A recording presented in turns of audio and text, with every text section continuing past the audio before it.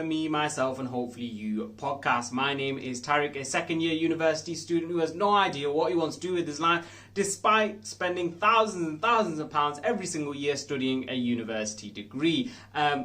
Story of most people's lives these days, isn't it? Anyway, if you can relate to that and you have no idea what you want to do, then this is the perfect podcast for you, because have been and will continue to interview guests from all around the world and hear more about their stories and hopefully get some advice from them as to what I should do as a 20-year-old and what advice they'd give to their 20-year-old self. So if you're interested, then make sure you hit that subscribe button below. Now, ladies and gentlemen, this week I sit down with potentially the biggest guest so far. I've been doing this podcast for a year now, and this could be the one. He is the man behind England's successes at the Euros, and I think, you know what, if he just increases his involvement a little bit more, we could win the World Cup in 2022. Without him, the England players would not actually be able to get onto the pitch. You already know who he is because of the title, but in this episode, we talk more about senior kitman of the England football team, Pat Frost. We don't talk about him, we talk to him.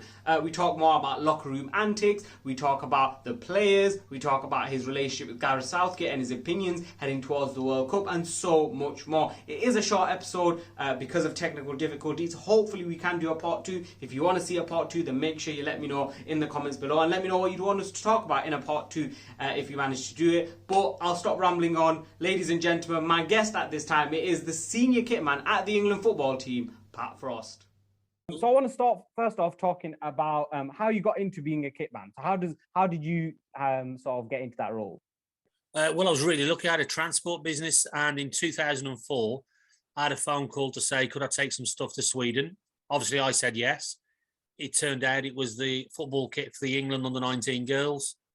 So I took it to Sweden, chatted to the head coach at the hotel, told her what I'd done, and she said, look, we haven't got a kitman. Do you want to stay and help if you're stopping over here for 5 days? And that's how it all came about. That's how it first started for me. And so was that a voluntary role then? No. I was getting a job. No, that was a job. I was getting paid to take the kit to Sweden. I was getting paid to stay in Sweden, but at this point, I had nothing to do with the team. It was only when I got there, the head coach says, "Do you fancy helping out?" And that's what I did. Oh, so what, with the head coach of the under-19s team? Yeah. Oh, okay. What year was this? 2004. 2004. So back then, it sort of, I'd assume that being a kitman wasn't an actual job. There wasn't sort of a designated kitman, was there? Well, there was for teams, and there was for England under-21s, England seniors. They all had kitmen. It was just the youth squads. It would possibly be the goalie coach who would double up, or the head coach and the physio. It would be like that. They didn't have designated kitmen in those days. So how has your sort of career as a kitman moved on from then? Well, I served my apprenticeship with the youth teams of England. I stayed with England under-19 girls then for 10 years, did World Cups with them, did European Championships with them, got on really well with the head coach, who was really successful with winning trophies as well. And it just developed. I did the youth teams, went to England under-21s, and got lucky with the England with the seniors for Russia. Do you still follow the sort of, obviously now those under-19 that under-19 team would be, well, I mean, how old will they be now? They'll be like, well, they'll be past retirement now, won't they? What am I talking about? It was players like Eniola Luco, Farah, Carly Telford, who's now playing for the seniors. So that's how it's gone on. Yeah, followed them all. Yeah. Steph Horton, people like that. And what do you make of the sort of, because back in 2004, I doubt anyone was really watching women's football. Now it's sort of becoming a huge, it's becoming bigger and bigger. They're getting TV deals. You're seeing it a lot more on TV now. People are going to the games. What do you make of that? No, it's brilliant. My middle son has just spent 4 years university. He's now got a full-time job as a strength and conditioning coach at Leicester City Ladies. You know, the investment now for the women's game is unbelievable. And the fact that they're paying full-time kitmen, full-time PPC coaches is brilliant. And obviously the progress is fantastic. Yeah. I mean, I've got this sort of weird theory that we're going to see a lot more people getting into or watching more women's football, just because a lot of fans are getting frustrated with how much money there is in the men's game. And so because there's sort of less money in the women's game, it seems like it's more sort of old school football almost, because there's less money, tickets are cheaper, you've got a bit more connection to the players. Do you think that is what will eventually happen, where you'll see loads of people sort of watching the women's game more? Yeah, I don't think it's a weird theory, Tarek. I think it will happen. Yeah, in Sweden, for instance, I think some of the women's teams over there play to full houses of 10 and 15,000. I'm not saying that's going to happen next season, but I think Leicester, my son told me Leicester had 6,000 at the King Power for one of their games not so long ago. And that's quite impressive, that. So the attendances are gradually building, and I'm not saying they're going to be playing in full houses next season, like I said, but they're well on the way. Yeah, no, you can definitely sort of see. I've started to follow it a little bit more as well. Obviously, with United having their own ladies team as well, that was massive, because United were all, arguably the biggest, or if not one of the biggest clubs in the world. For them to invest in a women's team was a huge step forward. I want to now sort of move on to your West Brom days as a Kitman. When did that sort of happen, and what was that like? Because obviously West Brom is your team. Yeah. And you must have loved it. Yeah, no, I follow Albion home and away. I've got an away season ticket. And the job came up one summer when I was just going on holiday, and I just applied there was a vacancy that came up, and I just sent a rubbish email, and we were about to go on holiday, and I managed to do the interview over the phone the following day when the club rang me up, and I started in 2011 and left in 2014 to go as assistant to Brazil for the World Cup with the senior men. So I did 2.5, 3 seasons at Albion. And were there any sort of, because obviously you were there when, well, the 2 years, I think, I can remember, you finished 8th and 9th? Yeah, we did under Roy Hodgson. You were the good luck charm then, weren't you? Yeah, it seems to have gone a bit downhill since then. Yeah, we have, yeah.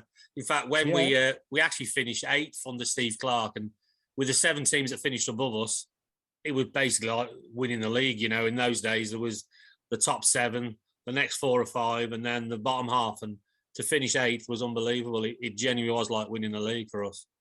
It was. And I remember sort of watching West Brom at the time and thinking you were playing, it wasn't sort of the typical West Brom football that everyone thinks of now. It was actually good football. You had players like Lukaku, a young Lukaku at the time, who's just sort of coming through the ranks, was looking like he was incredible footballer, and is now one of the best strikers in the world. It was such an amazing team. I can see it, the smile on your face when you think about those days of, working at your favorite football team and your favorite football team doing so well in the Premier League.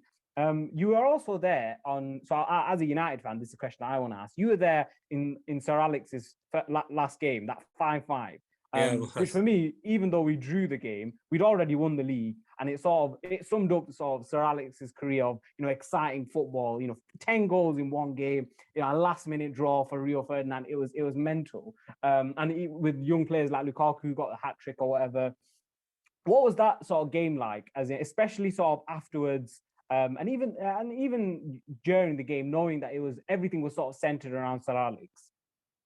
Well, don't forget, in the build-up, it's all about Sir Alex and United, but we're trying to finish 8th in the league that season, which is unbelievable. So all the focus is on United, and we're just trying to do our bit behind the scenes, training as normal, preparing like you would do for any game. And I think we were 3-0 down after 25 minutes or something like that. And it was quite an extraordinary day, because there were United fans, as you can imagine, absolutely flipping everywhere. And when I say everywhere, I mean there was more outside the ground than there was inside the ground. Yeah. But it was a great day to be part of. And I printed up a shirt, actually, with Sir Alex with 1,500 on it, a big West Brom shirt, and he got handed that. I never know to this day what happened to it, but it got presented to him after the game, because he had a party at the club afterwards. Some of his special friends were there at the end of the game, and they all went upstairs in our hospitality area. All right. So he went upstairs in the West Brom stadium. Yeah, they had a party at Albion. Yeah. And so with that draw, that solidified that got you 8th, didn't it? Yeah, because I think Swansea lost at home to Liverpool or something like that. So because it was between us and Swansea to finish 8th.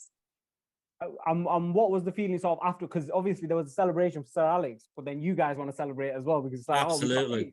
Yeah. So Even everyone after, was just celebrating. yeah, there was.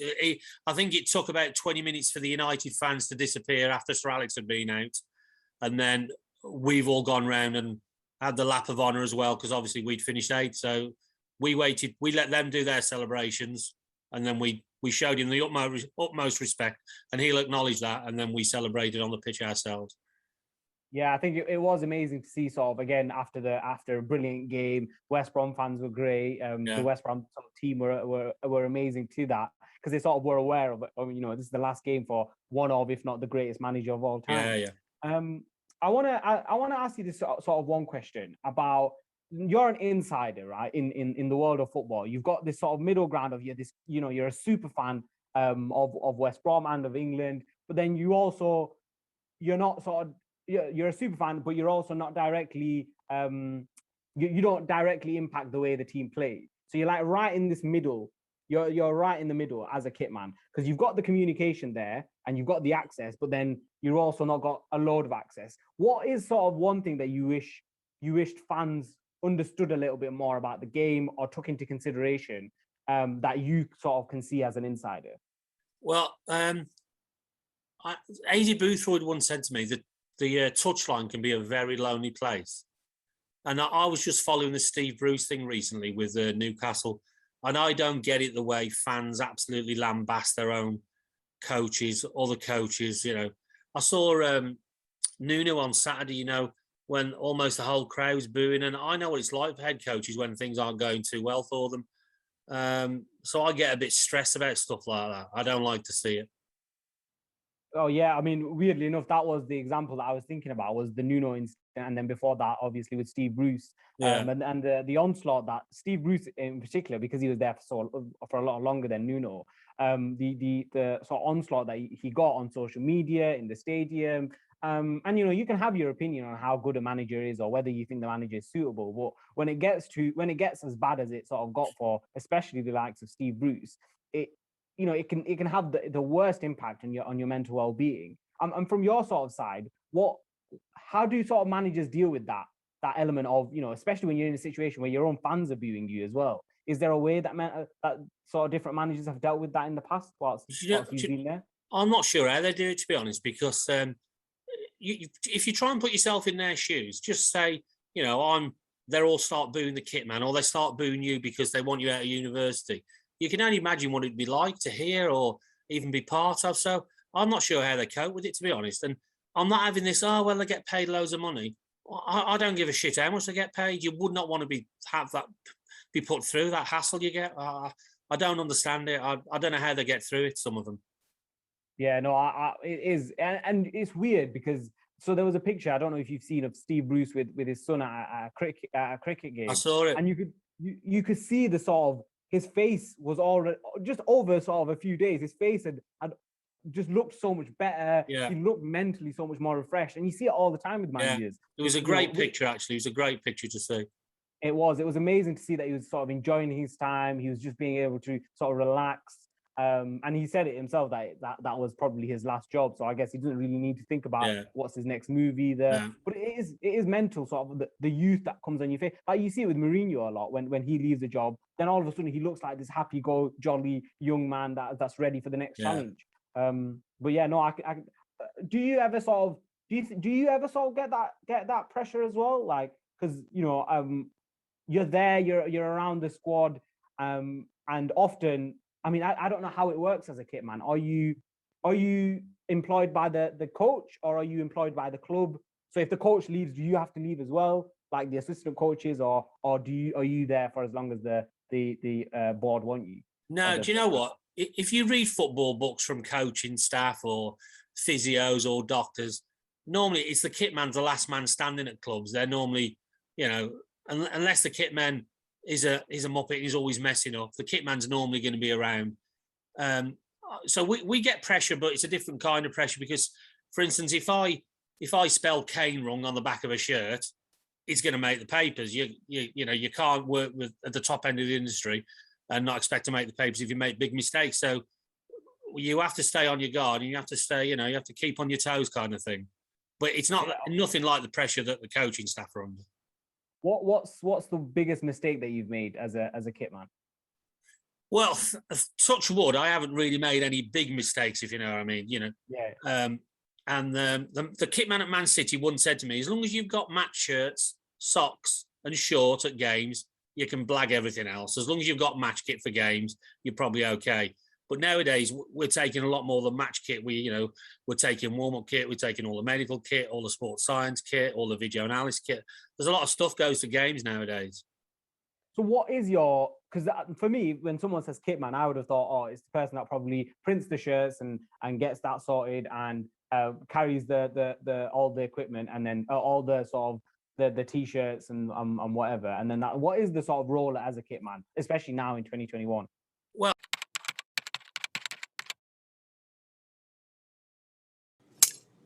when you're on international duty, thankfully I've got the best assistants I could ever wish for, So there's 50 odd members of staff, which we've got to make sure they've got clean kit every day.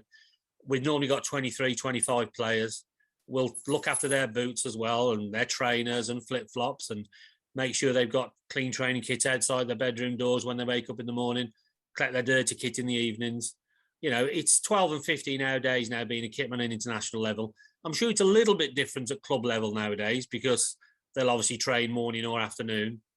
And it is a little bit different when you're on camp, when you're away for 10 days, or whether you've got European Championships or World Cups even, and we do take an awful lot of kit and equipment with us.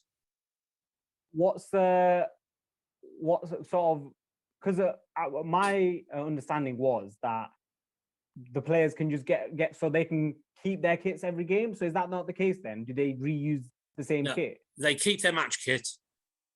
They get new match kit every game. As in other training kit, we'll launder that and we'll use the same training kit. But match kit, they get new shirts, shorts, and socks every game. So do players often just sort of give them out, or do they keep all? Because obviously that's a lot of shirts to keep every single game. So I'm assuming, do they just give them out, or do they give it to the club to get? No.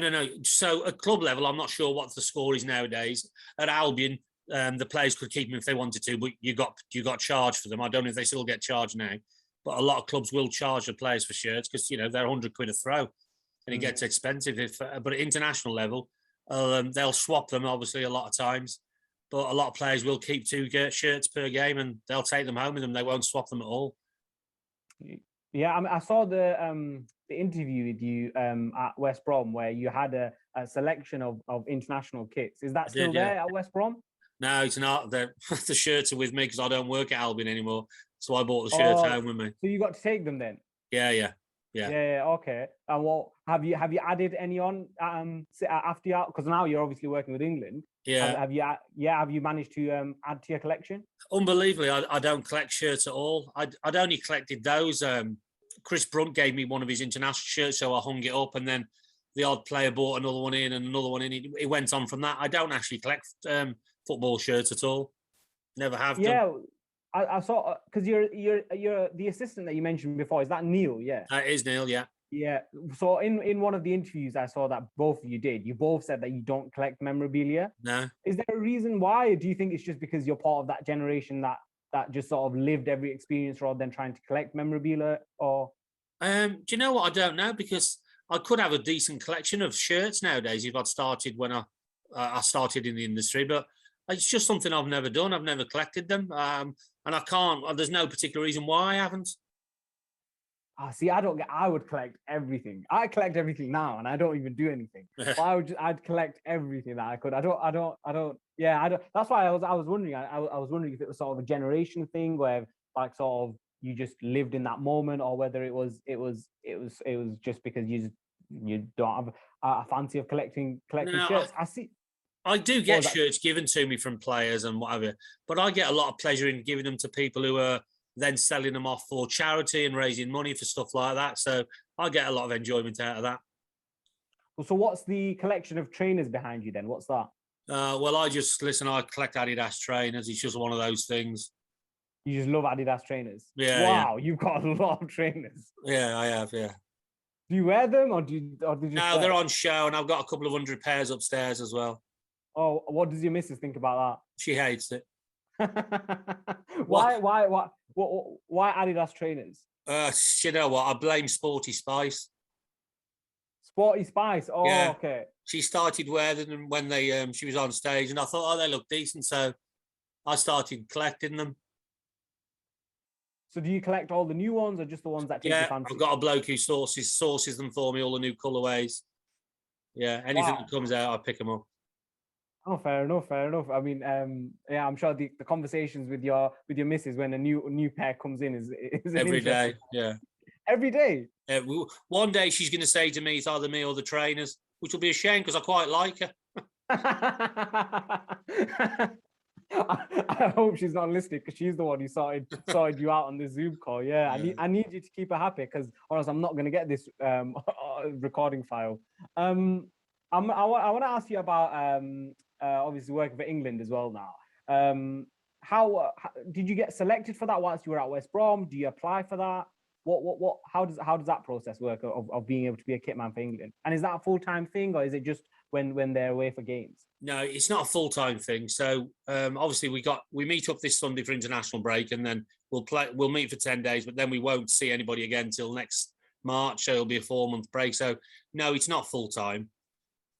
And I had a phone call from Gareth. I was with the 21s at the time, and they were making a couple of changes, and I just got a phone call from Gareth asking me if I fancy going to Russia a couple of weeks before they went. So I'd worked with Gareth a couple of times. He'd been as a guest coach with Stuart Pearce when I worked for him at the under-21s. So I'd met him, but not really spoke to him, if you know what I mean. So do you get a little bit starstruck when the England manager rings you, or are you sort of like, oh, I'm used to it now? No, well, when he rang me, I didn't know who he was at the time because obviously I hadn't got his phone number. So I went off on one because Albion had just been relegated in 2018. Yeah. And You weren't in a good mood to answer a call. Well, unbelievably, Southampton had beat Swansea on Tuesday night, I think. And my phone went on the Wednesday afternoon. And I'm at a cross-country race with my little one. So there's about 3,000 kids there. It's really noisy. It's windy. And my phone went. And he started the conversation with, sorry about Albion getting relegated. And I did, at this point, I still didn't know who it was. So I went off on one and I slaughtered Albion, I slaughtered Pardew, I slaughtered Pulis. And I went, actually, do you know what? I haven't even got your phone number on my phone. I don't know who it is. And he went, it's Gareth. I'm like, Gareth? Yeah, Gareth Southgate. And for about 3 seconds, well, what seemed like ages, I just went quiet and I went, oh, bloody hell, sorry, Gareth. He said, well, no, listen, I'm just ringing to see if you fancy coming to Russia as kitman. So, yeah, it was one of those. He was just hoping for a 30-second phone call. He's got so many other people to call, but now he's hearing you ranting about West Brom. That's exactly how it was. Oh, that's brilliant. That's brilliant. The fact that you sort of carried on going, even though you had no idea who was on the call. They just mentioned Albion. It's like it was like it was the last thing to just snap at you, and you're like, right, I need to get all this out. That's exactly how it was. So when you first went, what was the sort of biggest difference that you saw? Going to the England camp compared to previous camps that you'd worked at, or previous clubs that you worked at?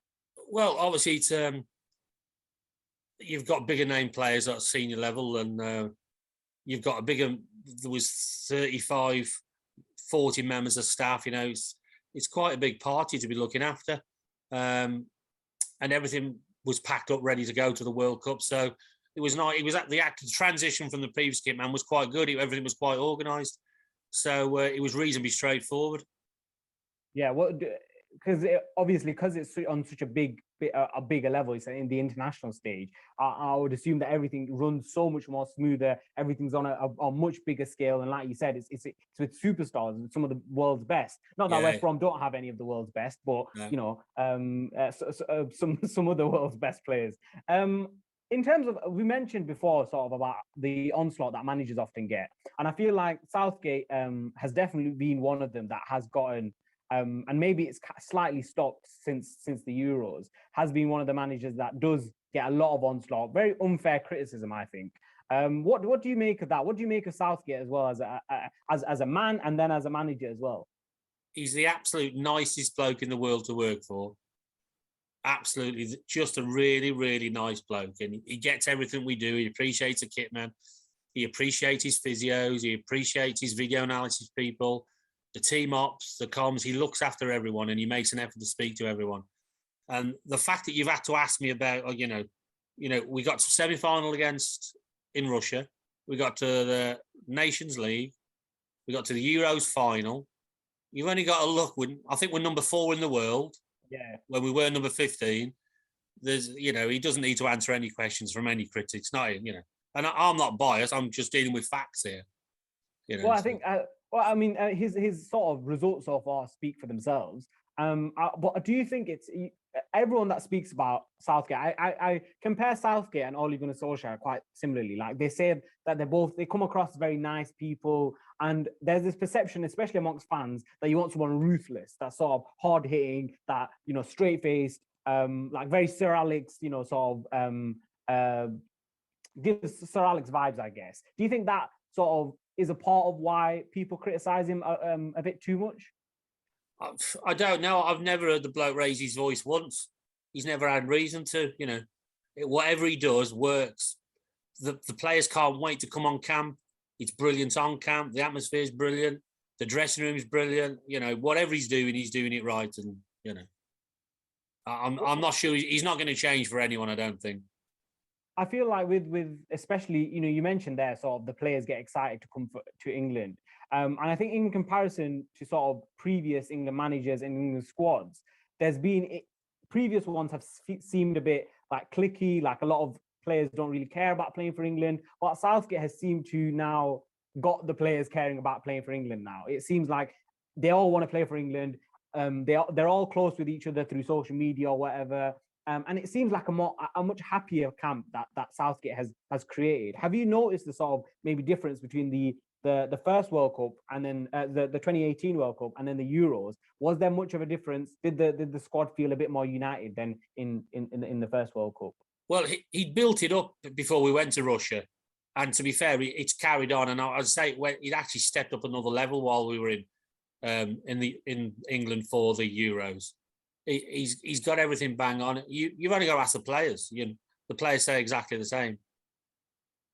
Yeah, no, I mean, you can definitely, especially even as a fan, because me, I mean, I'm only 20 years old, so I've not had loads of crazy England experiences. But I remember before Southgate, I just didn't care about England.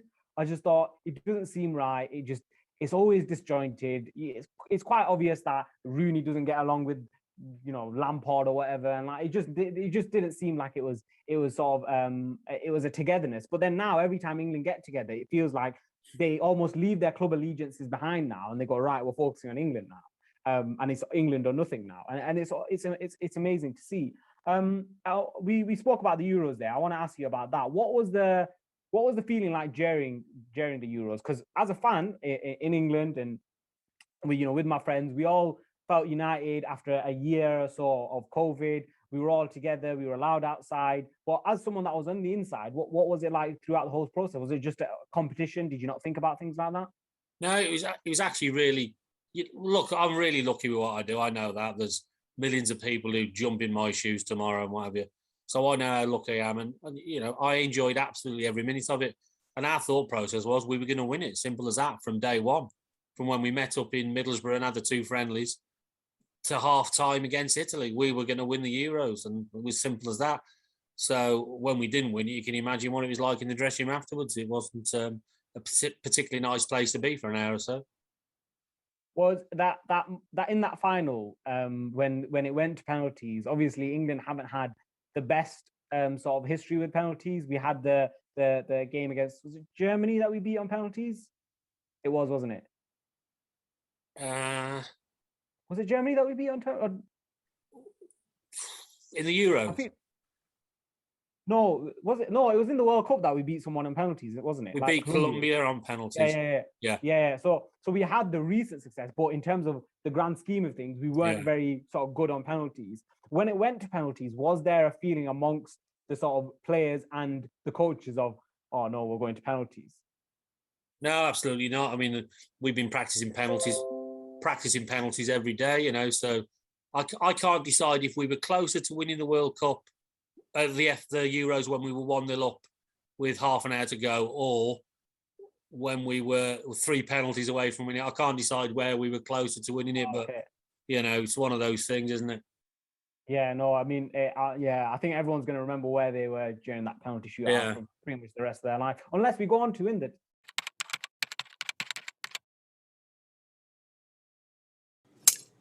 I want to ask you quickly about sort of the aftermath of the final. Obviously, we lost on penalties, and in particular, we had three young players who had gone on to miss their penalty. Um, Jadon Sancho, Marcus Rashford, and then Bukayo Saka, and they received some horrific abuse at the time. How did the sort of other players support those three, in particular, as well as sort of looking after themselves? Because obviously, losing a final, it must have been awful. Yeah, well, the coaching staff had a big part to that because they made sure they were looked after immediately afterwards. But also, when we came in the dressing room after the final whistle, the Prince William came in with his son. So they were in there for 20 minutes. So they'd got time to digest what had gone on with the penalty shootout while the Prince was talking. And in this time, myself and Neil were actually already starting to pack up. So we weren't in the dressing room at this point. But the Prince chatted for 10, 15 minutes. And then the players, because then we were in a bubble up until this point. The bubble then finishes almost then. So the lads can then go and see their wives and girlfriends for the first time in almost 5-6 weeks. So they disappeared then outside, and we then cleared up while lads were on the pitch speaking to their families. And then they came back in, showered, and it's almost like, that's it, lads. See you in September. It was one of those, Yeah. What was there? Because obviously, Southgate in particular came under criticism for bringing Sancho and Rashford on at the time. They barely had a kick of the ball, and it seemed like it was purely for penalties. Was that the thinking? Are you aware of the thinking between the coaches of why they were brought on so late in the game? No, we're literally on there making sure all the players have got everything, and we're gearing up for the penalty shootout. We're trying to make sure that everyone's got the right clothing, and because it's only the 11 that are allowed, who are on the pitch at the time, are allowed on the halfway line for the penalty shootout. Everybody else has to be off the pitch. So we're trying to do our jobs and making sure everyone's got everything and there's nothing left lying around, boots, shin pads, and anyone's pinching anything from the stands, So we're almost concentrating our job and oblivious to what's going on. We're watching the game, but I'm not thinking, he's bringing Marcus on or Jaden on and bringing, whoever off. We're just literally concentrating our jobs. What goes on the pitch is way above our pay grade and stuff like that, So, and 5 minutes ago, as a fan, we're fans as well, don't forget. We're just praying that we are the score winner or we hang on, because I think Italy had come on strong, hadn't they? So yeah, we were concentrating what we were trying to do, really. Is that quite frustrating? Because you're there and you want to almost be there as a viewer, so you can just take everything in. But then at the same time, you're there. That's your job. You're there as a job. So you've got to be thinking about other things as well. Does it sort of sometimes take it away from the game? Were you doing other things during the final? Were you thinking about, oh, well, in 10 minutes, I'm going to have to go do this whilst the game on? What's that like? No, you are thinking that, but trust me, when we scored after 3 minutes, was it something like that? Yeah. The limbs on the bench was the same as the limbs on the terraces. We celebrated it just like everybody else did. So, you get to do that, but also you're still making sure that while the game's going on, no one's going down with a head injury and get blood on the shirt, and you've got to change shirts and stuff like that. So you're always keeping an eye on what's going on. You've got to keep your eye on the ball, kind of thing. And is there do you have to do any sort of preparation? Because it's obviously a final and there's a trophy at the end. Is there any preparation that is specifically for finals that you have to do that you don't do for other games? Or is everything still the same? No, we'll set up a dressing room exactly we would if it was a semi-final or the first game in the group. Nothing changes for us. Everybody gets the same stuff. Jordan Pickford would have had the same stuff on his peg for the final as he did for the first game in the group stage or a friendly in one of the warm-up games. Nothing changes for us. Everything is still the same. We have a routine and we stick to it.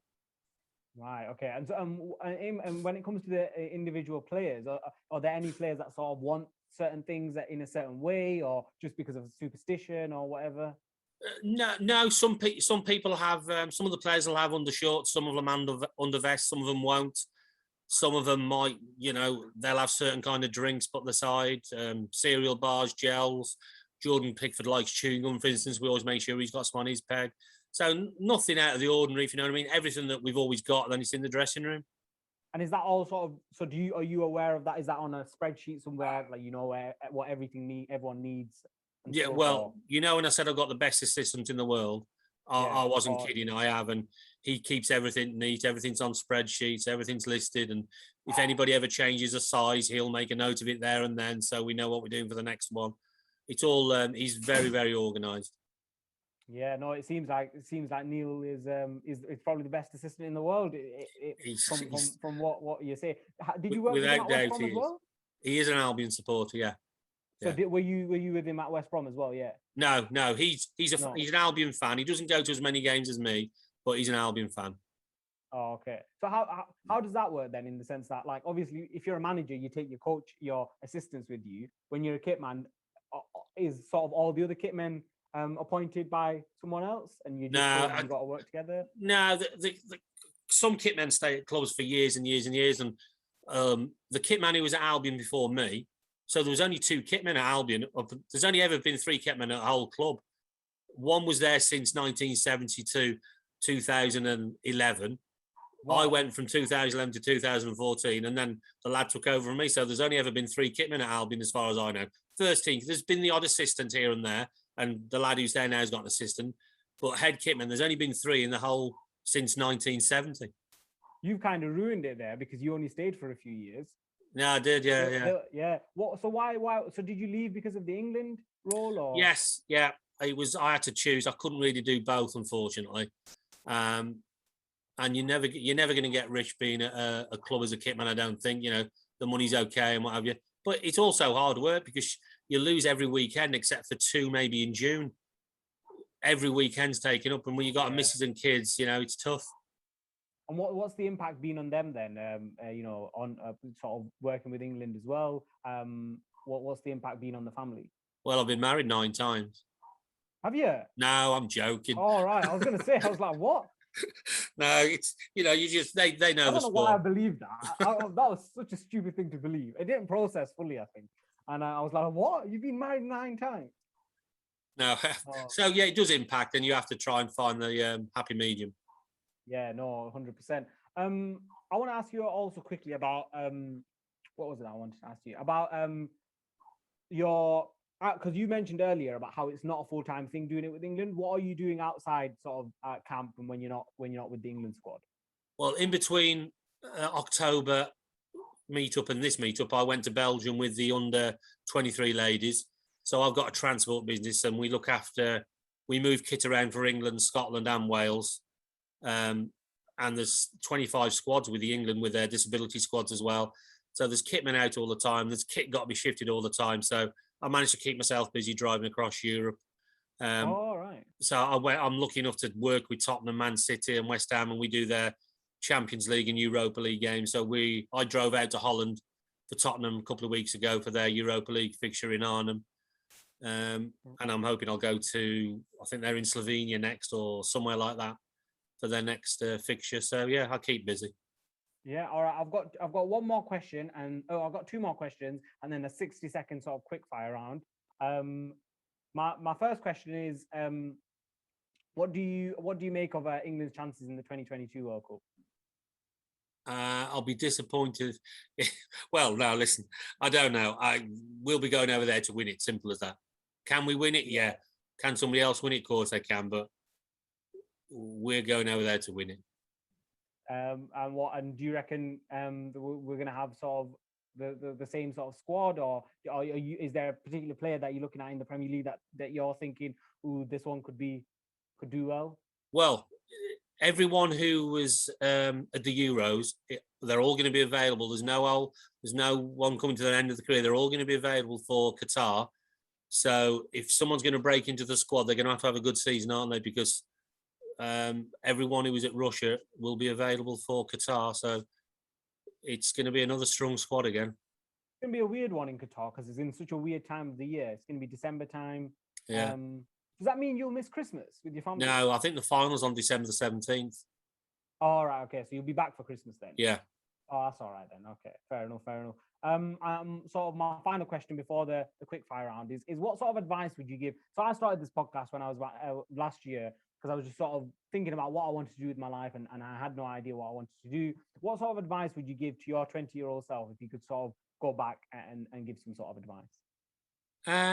Well, I always tell my children, because they're in second education and university, I always say, don't worry about results and tests and stuff like that. I said, if you're nice to people in life, no matter who it is, you're going to get on. As long as you're nice to people, you will get on. And that is it for this week's episode of the Me, Myself and Hopefully You podcast. If you managed to survive my long intro and you're watching this right now, then please do let me know in the comments below. And let me know if you want to see a part 2. Pat said he'd be up for it. I really, really want to do a part 2. So if you've got any questions that you'd like me to ask him or any topics that you'd like us to talk about, then let me know in the comments below. Please do share it with your friends and hit that subscribe button as well. It would mean a lot to me. And if you can share it on your social medias, tag at MMHY Podcast on Instagram. That would be great as well. And give us a follow on Spotify. I forgot to mention that in the long intro. Give us a follow on Spotify and Apple Podcasts, Google Podcasts, and all other podcast platforms. But other than that, thank you so much for watching. Have a great week. Until next time.